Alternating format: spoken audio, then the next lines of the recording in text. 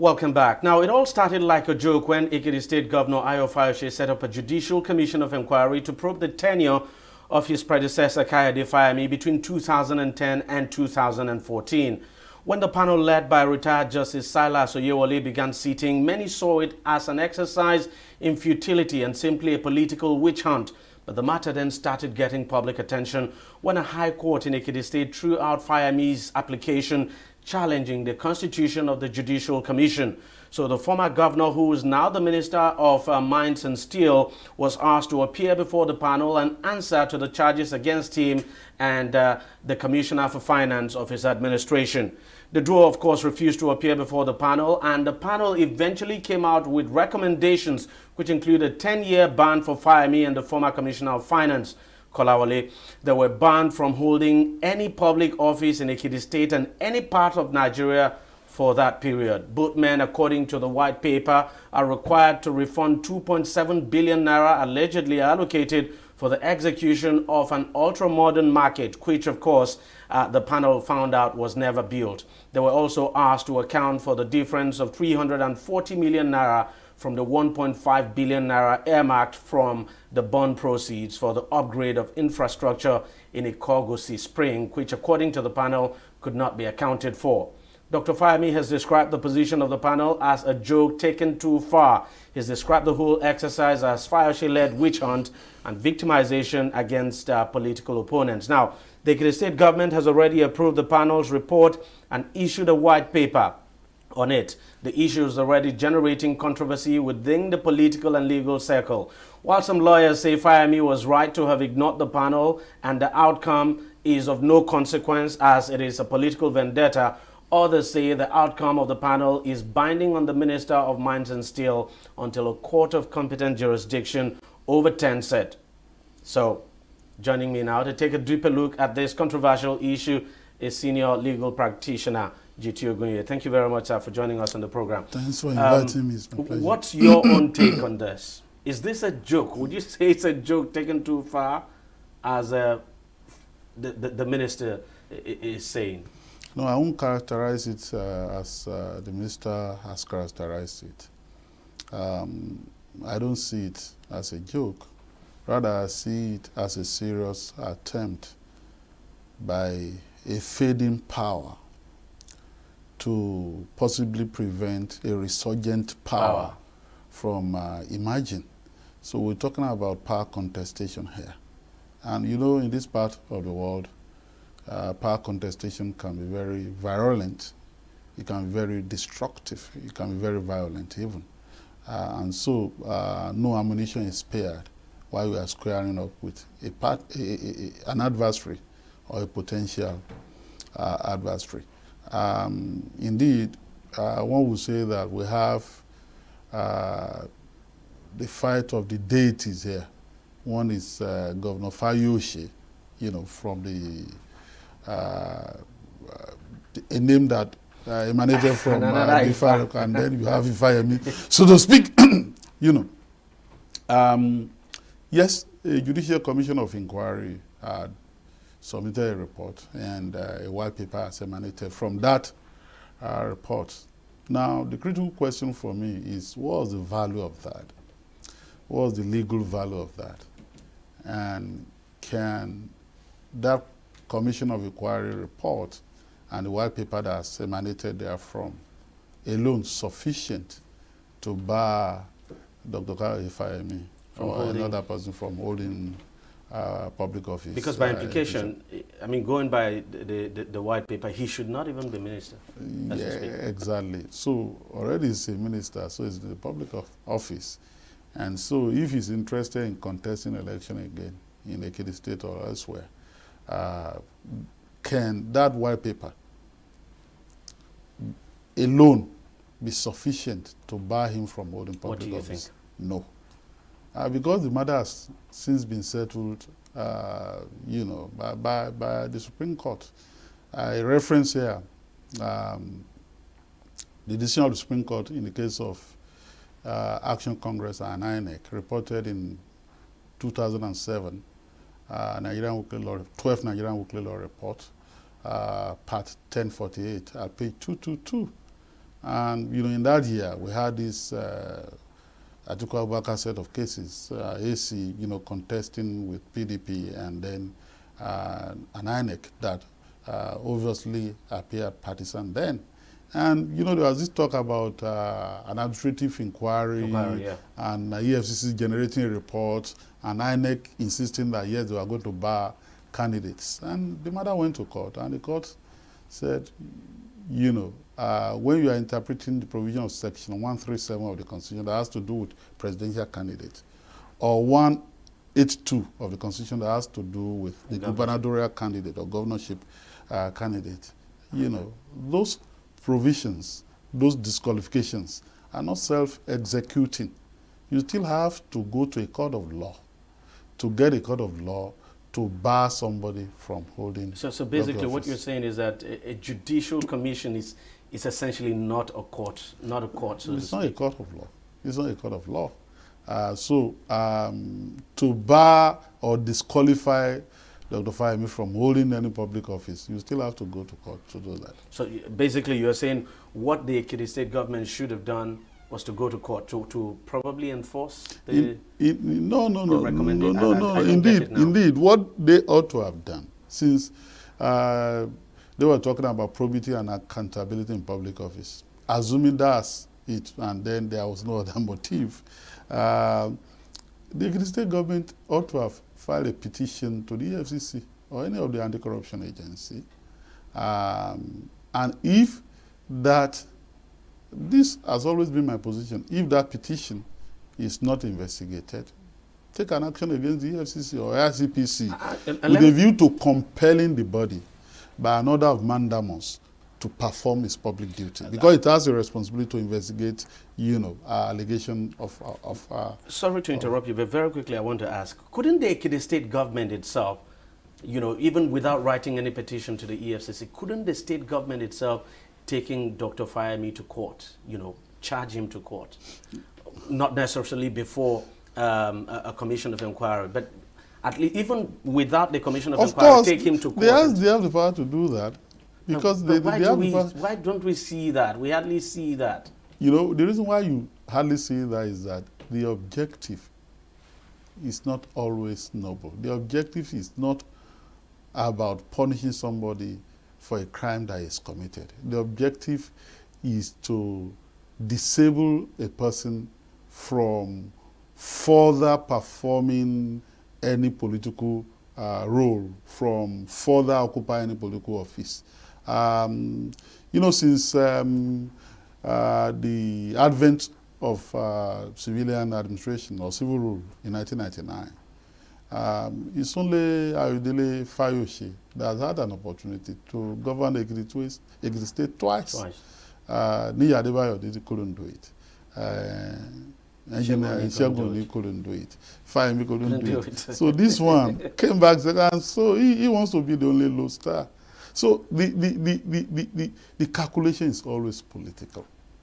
And so they take no prisoners. They just want to use all the ammunition in the armory, in all the arsenal that they can get to politically harm the other person. That's usually the objective. If the objective were to ensure that a public office holder who's abused his office and who has engaged in corrupt practices is brought to justice, as I've argued, you have the anti-corruption agencies that the state government can, send a petition to. Then you have the police in the state that can investigate a crime. Because I was going to say, and then the Attorney General, and then the Attorney General of that state can file charges on information. So those options are always available, but those options are not going to generate immediate rewards or returns to get somebody disqualified, quote and unquote, from holding public office. Of course, being under a prison sentence for fraud or any similar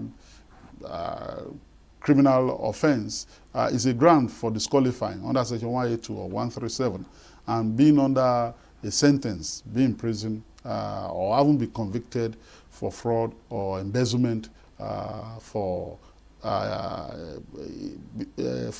the past 10 years, is a ground for also disqualifying person. But even at that, those grounds, as I've said, are not self-executing. You still have to go to court to do that. So politicians look at those and see those routes as too laborious, too elongated. They just want to get a quick fix. The shortcut, and so that's why you usually have this. Does it surprise you that governors tend to resort to the use of this commission of inquiry now a lot? I mean, we saw it in Rivers State, and somehow it ended there. We haven't heard anything at all. I mean, when Governor Wike set up a commission of inquiry now to probe his predecessor, Rotimi Amechi, who incidentally is also a minister, and at the end of the whole thing, nothing heard so far. Incidentally, for Governor Fayemi, you recall, he dreaded the possibility of being dragged to court so much that before he was sworn in, he must have been very anxious. Just if it was possible for him to abridge days, he will have done so. Nigerians have forgotten that incident now, because the threat was there that he was going to be dragged to court to face charges of murder and so on and so forth and all that. Sometimes you can be saved by the cloak of immunity.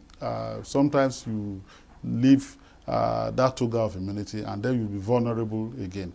The general statement I'm going to make here is that, power contestation can be very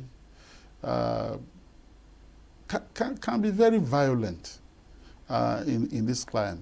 Also, when power is not often used for service, So, look, when people have a mindset to go to public office to enrich themselves, even when they've exhausted their tenure, they are hell-bent on imposing somebody that can carry on. And even when they do that, you still have fights later. Oh, it's no longer here. I look towards Akwa Ibom State, for example, and I won't say more than that. There's fight going on there from the same political party, right? And from a godfather, to a godson. So it's like that.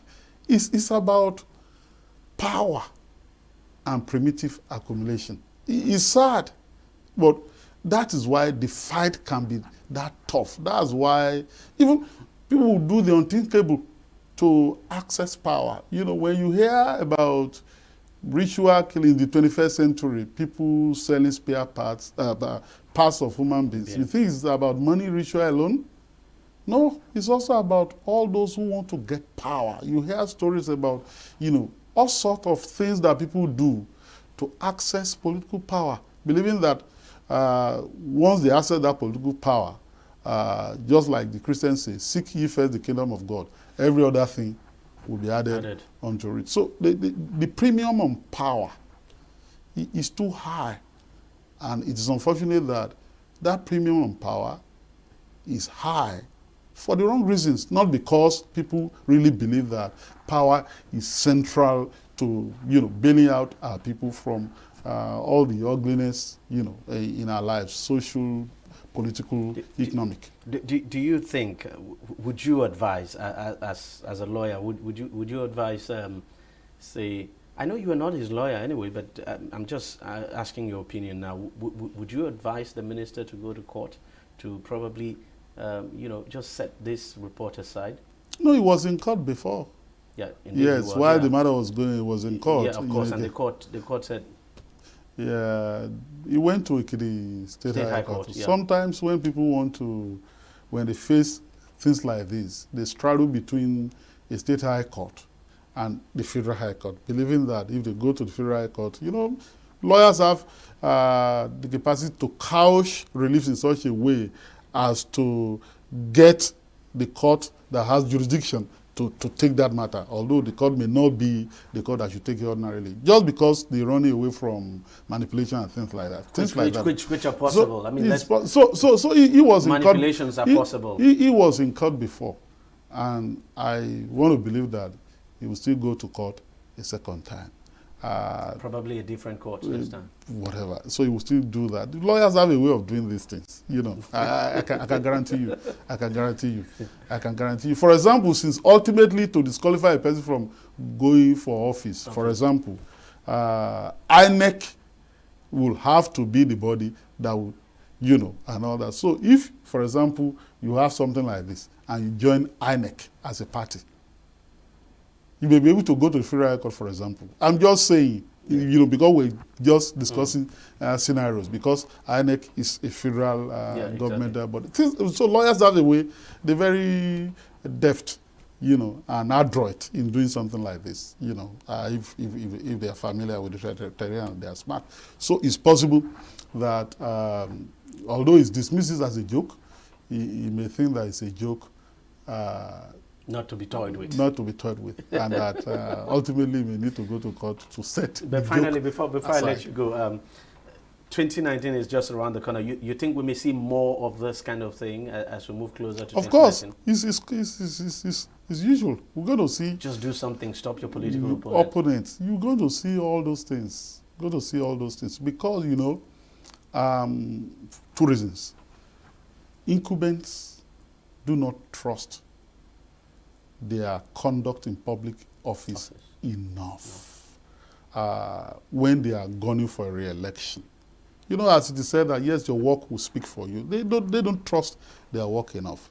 So they want to do something extra to disable their opponent. As a matter of fact, even in the course of voting, in the course of election, sometimes candidates in an election go sponsor violence in the strongholds of their adversaries or a co-contestant, believing that once they do that, the votes from there will be cancelled for reasons of violence, so that they will then have more votes from their own side. People do this.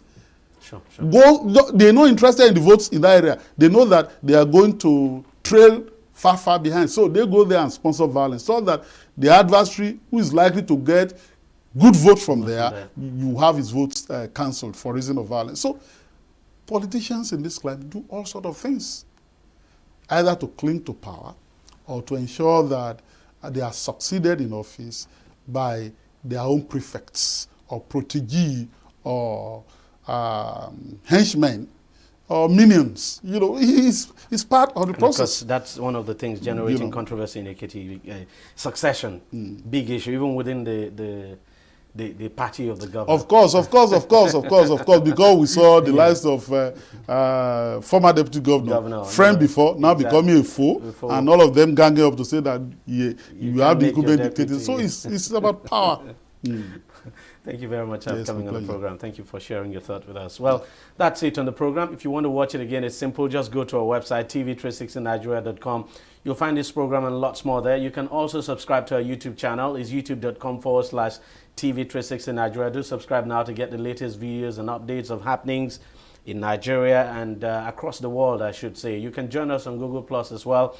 It's at TV360 Nigeria. You could just like us on Facebook. The address is facebook.com/TV360 online. You can as well follow us on Twitter. Our handle is at TV360 Nigeria. Thank you very much for watching. I'll see you next time.